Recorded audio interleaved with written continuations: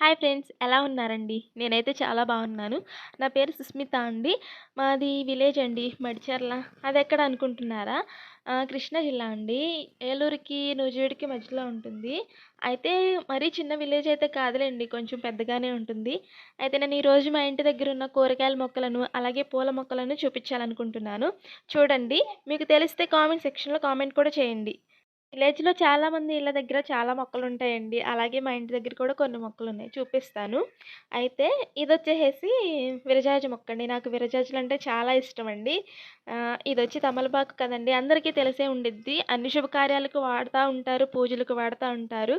ఇది ఉంటే ఇంటి దగ్గర చాలా మంచిదని ఎవరో చెప్పారండి. నేనెక్కడో ఉంటే తీసుకొచ్చి ఇంటి దగ్గర పెట్టుకున్నాను. యూజ్ అవుతదని. అలాగే దీని పక్కనే చిన్న గులాబీ మొక్కుందండి. ఈ గులాబీ మొక్కకి రోజుకి ఒక్క పువ్వైనా పూస్తదండి. నాటు గులాబీ, చిట్టి గులాబీ అని కూడా అంటారు దీని పేరు.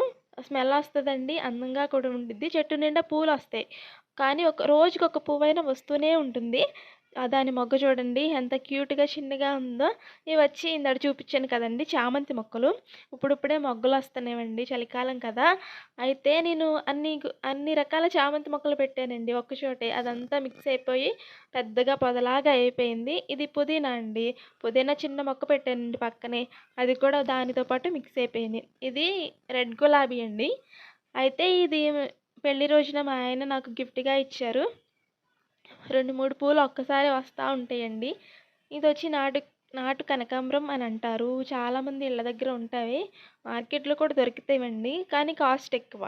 దీని పక్కనే ఇది బెల్లం చెరుకు అని అంటారు. మా ఇంటి దగ్గర ఉందండి.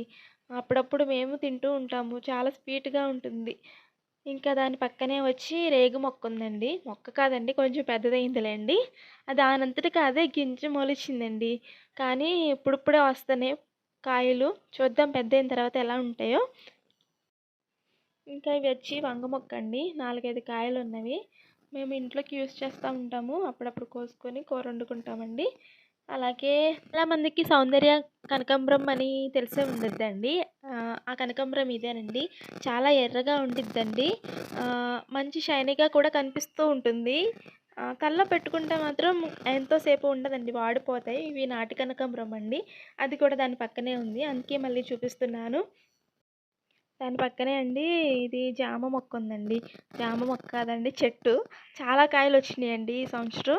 అయితే అందరూ మా ఇంటి పక్కన వాళ్ళందరూ వచ్చి కోసుకొని తింటా ఉంటారు. వాళ్ళే కాదులెండి, మేము కోసుకొని తింటా ఉంటాము. చాలా బావుంటాయండి. చాలామంది సిటీల్లో కొనుక్కుంటా ఉంటారు. నాకైతే ఇంటి దగ్గరే ఉందిలెండి. పిల్లలు